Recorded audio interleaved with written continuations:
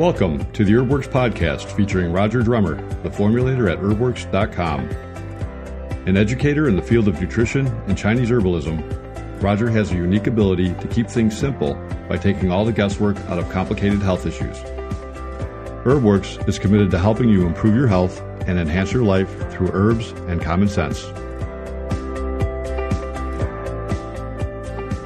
Welcome to the Herbworks podcast. I'm Laura Shakti. And Roger Drummer. Hi, everyone. Today, we are talking about what, Mr. Drummer? All about energy. Energy medicine versus allopathic medicine. Okay, this is a pretty big subject. First of all, let's define those terms. Energy medicine meaning what?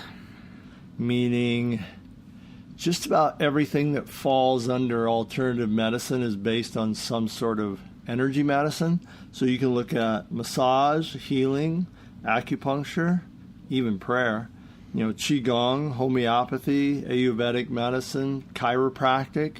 It all has to do with the manipulation and flow of energy and how that brings your body into a state of energetic homeostasis. Whereas we think of homeostasis from a medical standpoint of how your body self-regulates its internal processes. Its functions, right.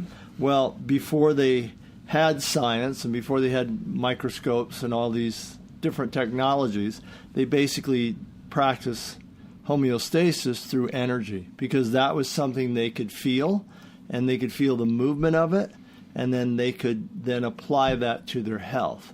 And so that's what all these things really work on. Even chiropractic, people don't think about it that way, but... Well, because you're a doctor in chiropractic, it's people quite think of rigorous. Chiropractic, they're medical doctors, but you think of it as moving your bones and putting them back into place. Your but spine. A chiropractor will tell you it's all about opening up the nervous system so that all your energy flows around the body and all your nerves are connected, so there's proper energy flow to every organ, gland, and body system that you have. Mm-hmm. So it's really a very quick, easy to get form of energy medicine. Now, there are many forms of traditional medicine around the world, and we can talk about those different traditional forms. In particular, I'm interested in you explaining traditional Chinese medicine as an energetic art form. But let's talk about why this is important, kind of in the scope of people's health, how energy medicine is different than allopathic medicine, and how it can make people's lives better, yeah? Yeah, why not? It's something that I've been involved with since probably 1990 or so. Well, a few years before that, I actually was studying something called Jinshin Jitsu, which was my earliest introduction to Oriental medicine. And that was about acupressure points and how to increase energy flows throughout the body. And then in the early 90s, I got involved with learning healing, learning shiatsu, which is Japanese acupressure according to Chinese medicine. And then I got involved with certain healing, which had to do with just directing energy around someone's energy field, and then practicing all these different modalities and studying Buddhism and everything and chanting. And all of that has to do with energy and how it moves and how you influence it through your thoughts, your words, your practices, pressure, whatever you want to use. Well, let's talk about the basics of how is energy medicine different as a paradigm than allopathic medicine?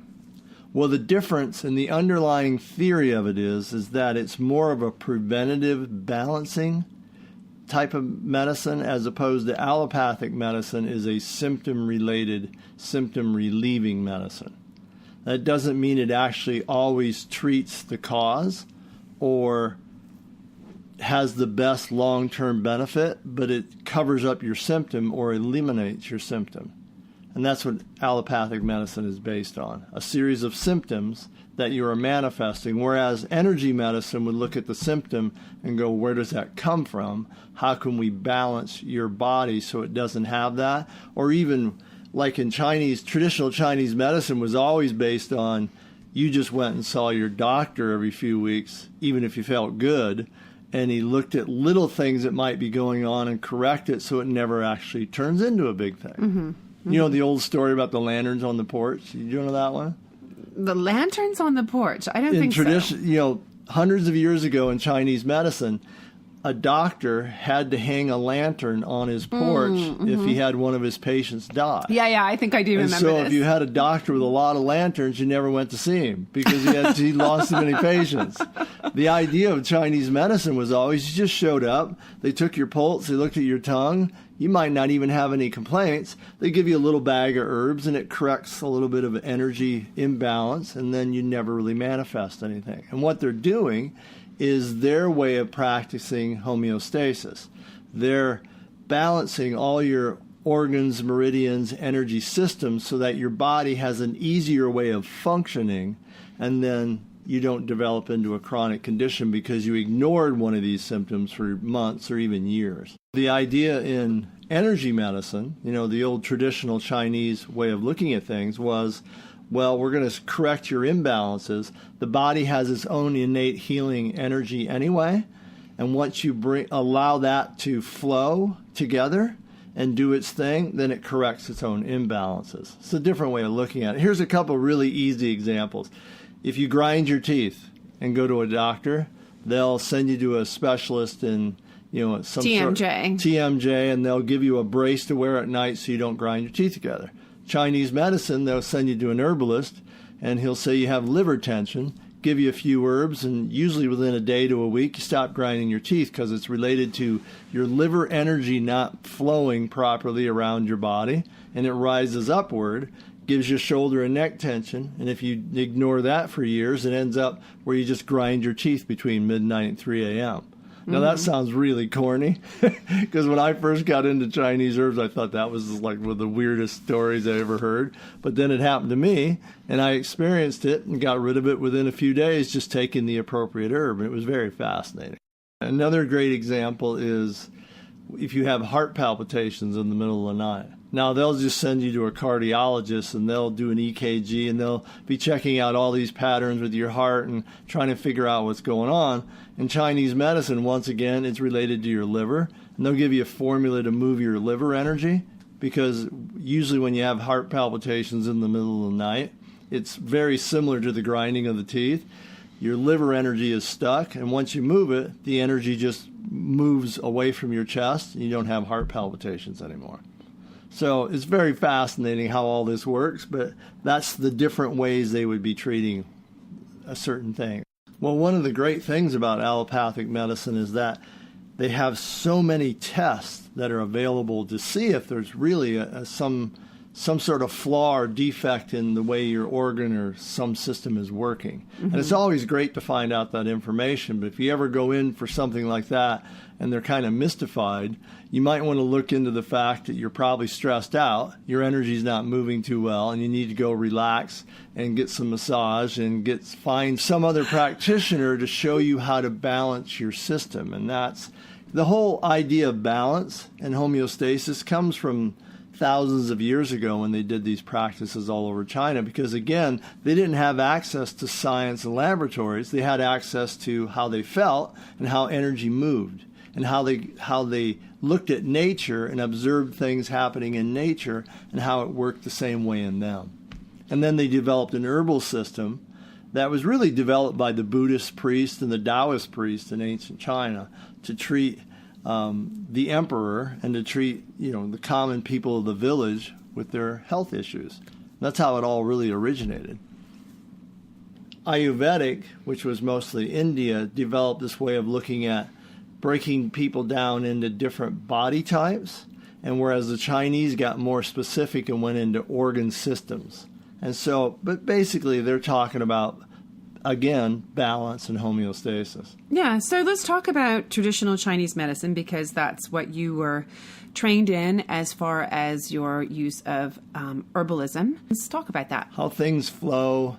Every organ system has its meridians that affect it, meaning there's energy channels around your body that you can actually manipulate or, say, pressure with your thumbs, as in massage or acupuncture.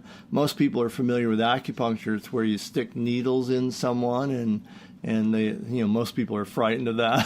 So, but they're putting needles in an acupuncture point, meaning that was a specific area where the meridian comes to the surface, and they're putting a point there. And the real reason they do that is to enhance the flow of energy through a certain part of your body.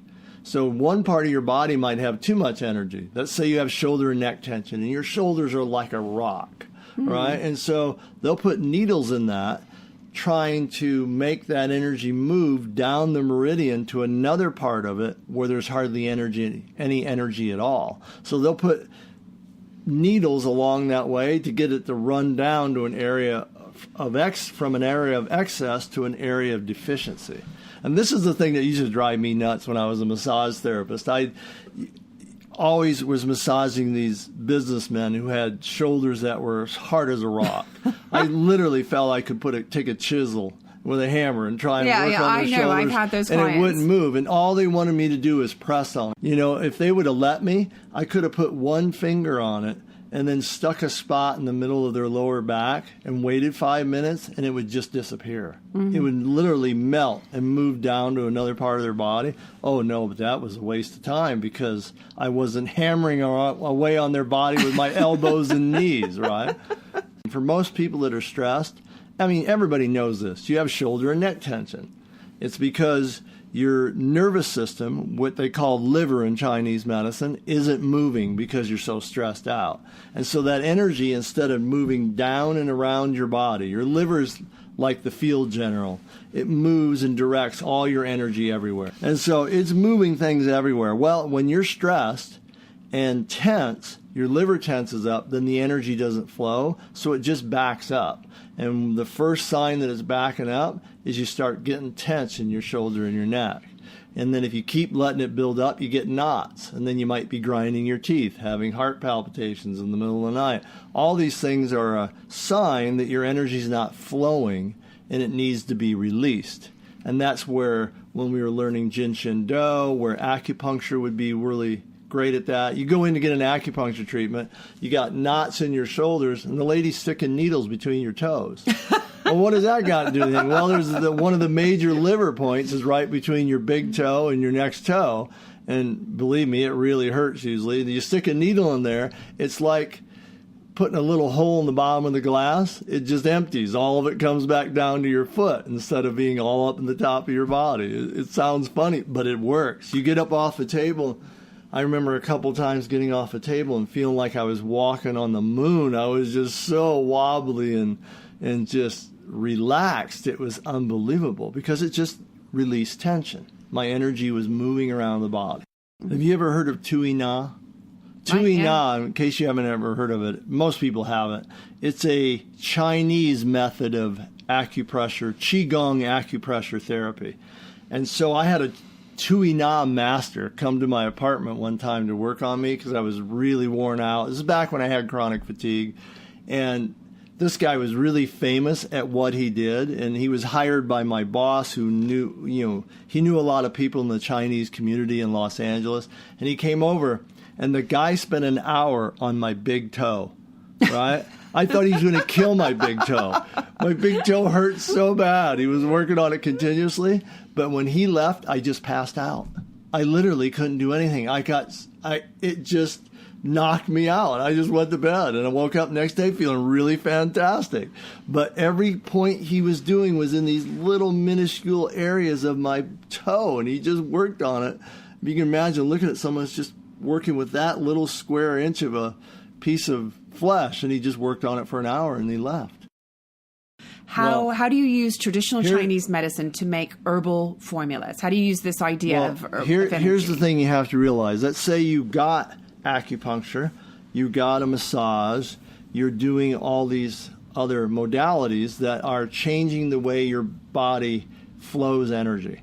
Well, if you're still having problems, if part of your problem when you showed up there was that you're deficient in certain things, you still can only take care of that by changing your diet and eating certain things that would build up or correct your deficiency. Even though you got a great acupuncture treatment, acupuncture makes up a very small part of Chinese medicine. Chinese medicine is 85% herbs.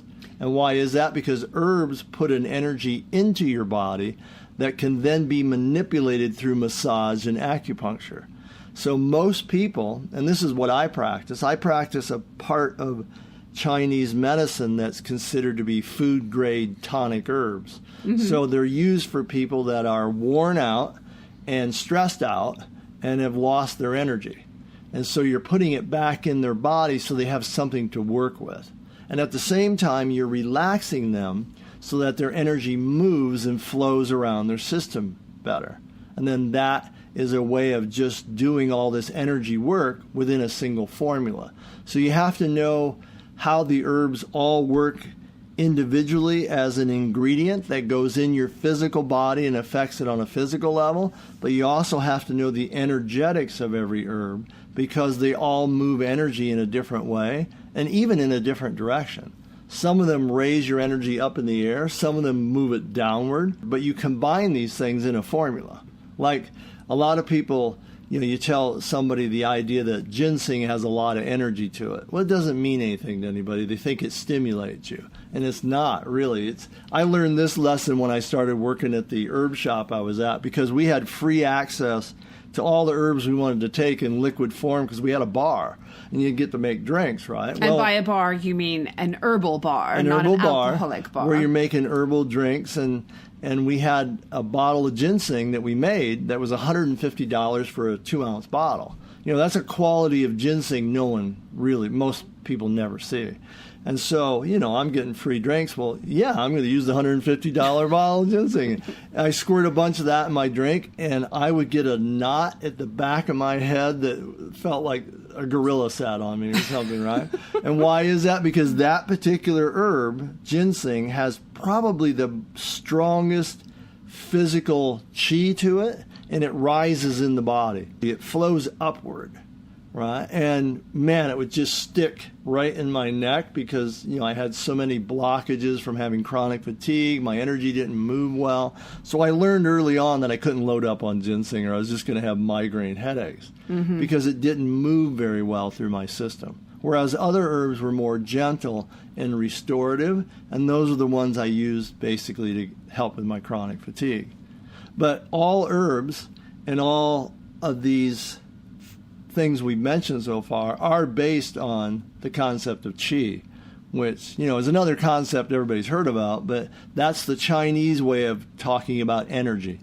And everything in the universe is comprised of qi or energy.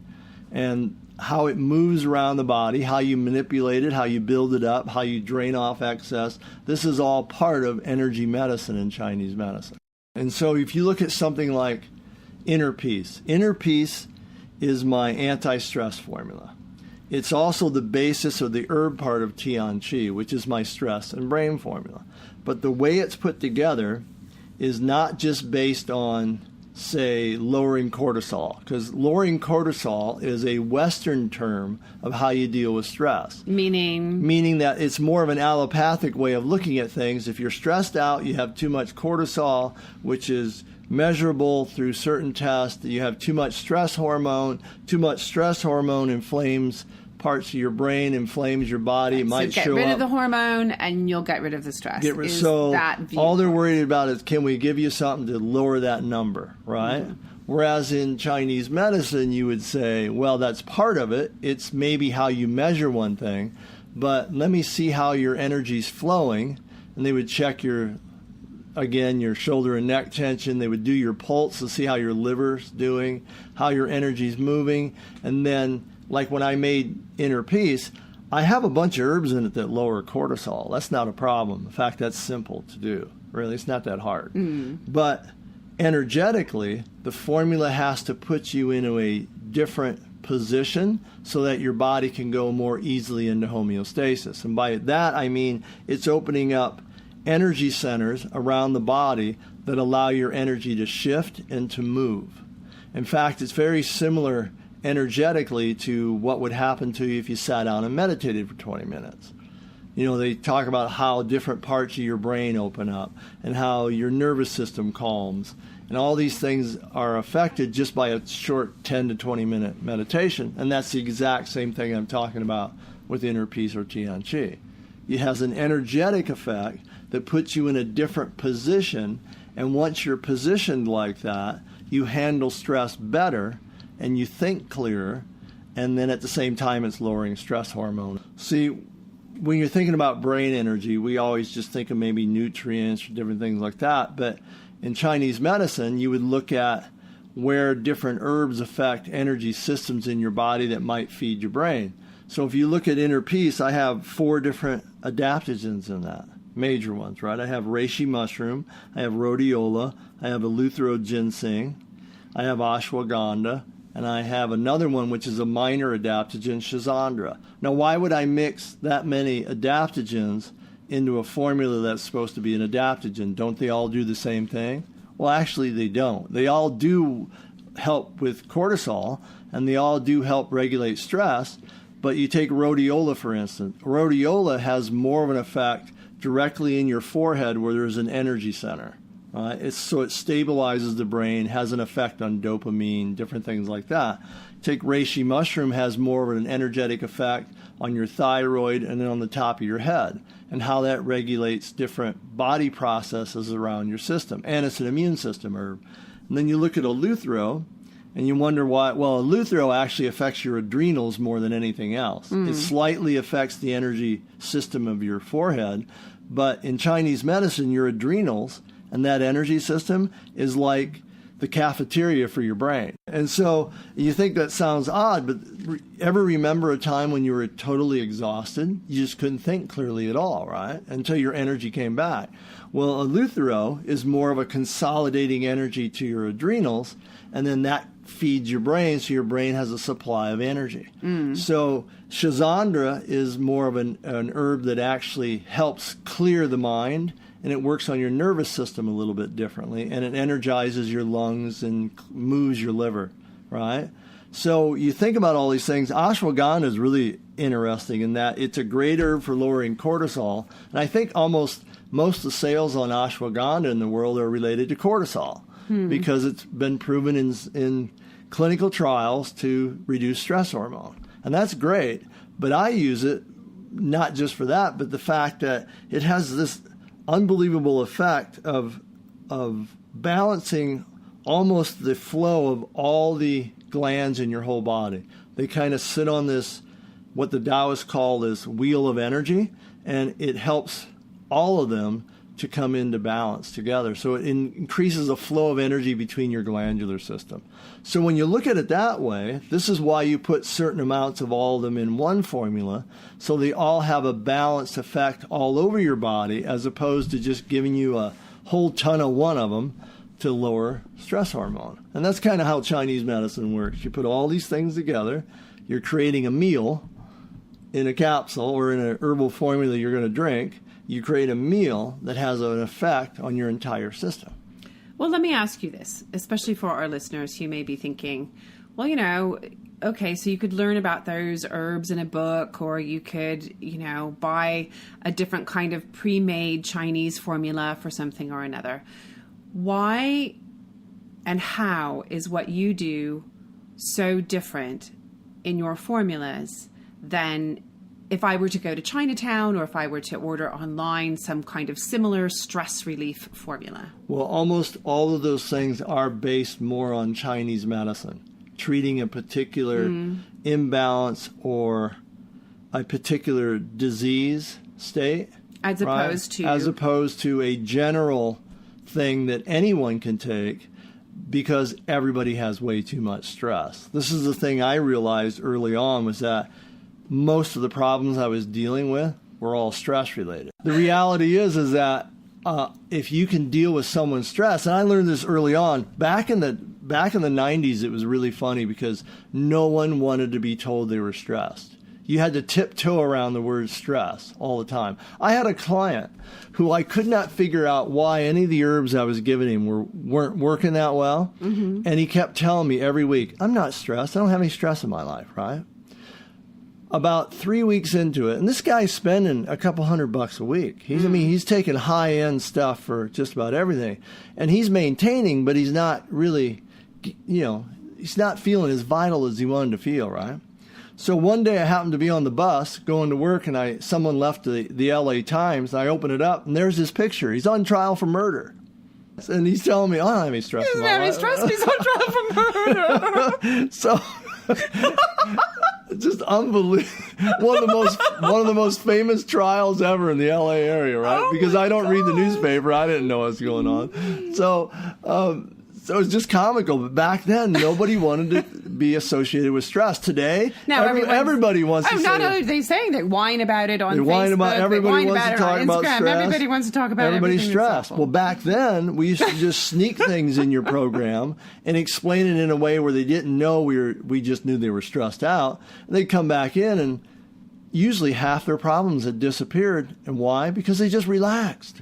I've had these clients forever, and people would come back in and say, I'm not going to take the herbs anymore. I never notice anything. Right, yeah. 2 weeks later, they're coming back in. Can you remember what you gave me? God, I feel terrible. I just realized how stressed I am. I just, so that's kind of, how herbs work. It's not just about the Western view of, and this happens in a lot of formulations in the West. They just read about 20 or 30 different things that are all good for you, throw them all into one thing, and you're supposed to eat it. Doesn't mean that it matches up energetically. I mean, it's good nutritionally. And this happens with a lot of green drinks you buy. There's 100 different ingredients in it. Mm-hmm. Well, small amounts of 100 different things doesn't necessarily mean you're going to feel great. More doesn't necessarily mean More better. doesn't necessarily mean better. Right. So that's kind of how in Chinese medicine they look at,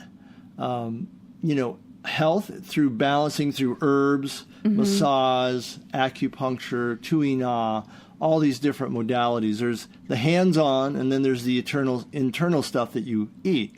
And then there's a whole nother branch that most people don't want to look at, which is like Qigong healing. And there's healing traditions in every culture. It doesn't matter if it's from Tibet, Japan, China. Everybody has this culture or this tradition of doing just energy work healing. I still remember this Qigong master I met and became friends with. And he never, to this day, probably can speak a word of English. And I got along with him just fantastic. For some reason, the guy just loved me. And he came into our shop and he invited me over to his house. So I went to his house. I didn't know what to expect, but, I was learning about Chinese herbs, and he was a Qigong master, right? So I went over there, and he's sitting there, and it turns out this guy lived in Los Angeles area. He got most of his income by working on people in Taiwan. Remotely, you mean? Remotely. Mm-hmm. They would call him up. They would tell him his problems. He'd go into his meditative trance state, work on them, and they'd send him a check, or he'd transfer him money. And he was really good at it. And I'm sitting there looking at him. They're explaining this. I'm thinking, okay, this is a little beyond my scope at the time of knowing about energy work and healing. You have to remember, I grew up in Ohio, right? I was a mashed potatoes meat guy growing up. Not just anywhere in Ohio, energy but rural Ohio. Rural Ohio. My idea of energy was hitting a baseball or playing football, right? So I knew nothing about it. So I go over to this guy's house, and he looks at me, and through his interpreter, he says, "Your mom's really sick." Now, that shocked me because before I went to his house, I got a phone call from my mom, and she was really sick, and she was going to bed. She had suffered from extreme migraine headaches, and at that time, they usually gave her morphine and sent her home to go to bed. That's how bad it was. Yeah. And usually she'd be in bed for 3 or 4 days. And so I'm sitting there, and I've never said a word to this guy, and the guy looks at me through his interpreter said, "Your mom's really sick. She's gone to bed. She has a really bad migraine." And I'm looking at him like, okay. He goes, "But I like you, so I'm going to take care of it," he says to me. And he hands me a cup of green tea. He goes, "Drink the tea and think about your mom, and I'm going to work on her." Mm. So, I go, okay, I can do that. Well, typical me, I drank the tea, and about a minute or two later, I forgot about my mom. I was just sitting there looking around at all the art and stuff in his house and drinking my cup of tea. That is so typical you. Drinking my cup of tea. And then about 5 minutes later, his interpreter looks at me and he goes, he took care of your mom. Call her in the morning, she'll be fine. Right? I said, really? And then the master leaned over to him and described my mom. Told me how tall she was, how much she weighed, what color her hair was, and that she wore glasses, and that she had a liver issue, and the one vertebrae in her spine was out, and that her migraine was gone. She's going to wake up feeling fine. And I'm looking at him like, okay, he got all that from me drinking a cup of tea and spacing out, right? So I couldn't wait to wake up in the morning and call my mom. I got up at 5 o'clock, called her because it's 3 hours difference, and she was up baking. She felt fantastic. Mm-hmm. And that was my first introduction into healing energy. And so how did he know what she looked like? How did she know how she had a headache? How did she know, how to get rid of it? And how did he do it? He never moved. He just sat there in his chair with his eyes closed. So it was my relationship with that Qigong master that really catapulted me into studying energy and studying energy healing. And years later, not more than probably 4 years later, I had another experience which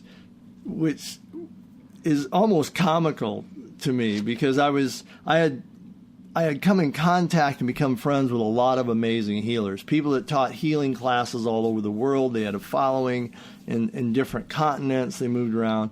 And one day I was sitting in California and I got a phone call from this amazing healer. And they were in Pittsburgh, Pennsylvania. So you figure what, we're 2,000 miles apart? And she says to me, Roger, I need some work done. You have to do it. I need it done right now. I said, oh, okay. I'm kind of intimidated. So I sit down and she goes, I want you to work on this energy center, that energy center, and this one. And whatever you do, don't put red energy into this energy center. So I'm working on her.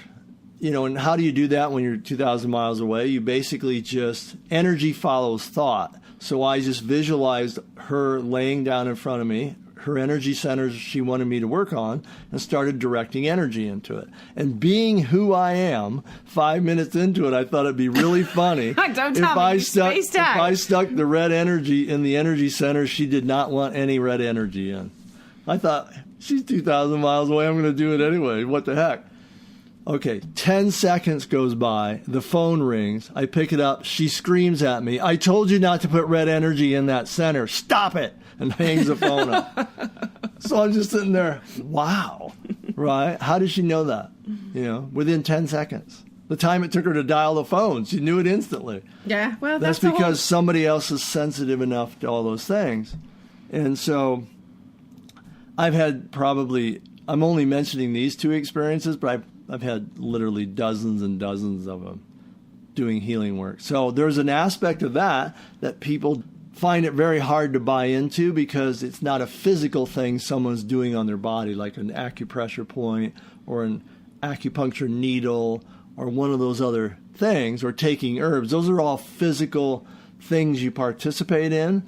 Now, the energy work is a little beyond most people's ability to realize something's going on, and yet a lot of people believe in prayer, and prayer is really just another form of energy work. But if you want your energy to change really quickly, or someone else's, you say a prayer and it's instantaneous. There's an effect, but most of us are not sensitive enough to realize what they actually did. I'm involved with making things that thousands and thousands of people use. Right? So they have to be made in a form that has the greatest chance of affecting a change in each individual without being pronounced too heavily in one direction. Like, it's not a heavy digestive thing, because a lot of people won't need that.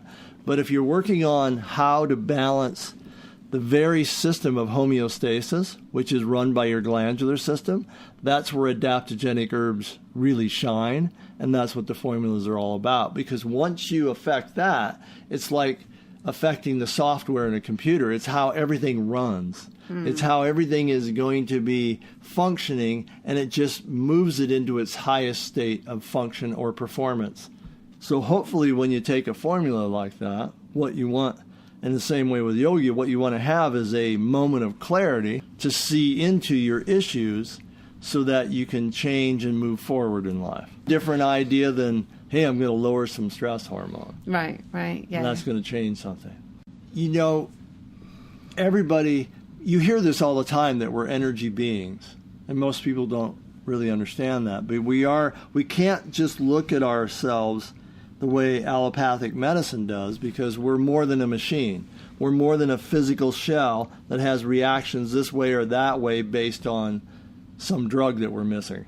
And so, but when you combine it with energy medicine, then you're taking care of your whole being. That's where the whole term holistic comes into, because we're all part energy, part physical, part all these things that come together. And the best way to treat it all is to use all of it. Right. What's that saying? We are spiritual beings having a human experience? Yeah. Or as opposed to human beings having a spiritual experience. Yeah. So that we really are spirit. Our spirit matters, and it's part of the energy complex that makes us up. Thanks for tuning into the HerbWorks podcast. And if you want more information, you can go to herbworks.com, or you can go to my YouTube page, youtube.com/herbworks.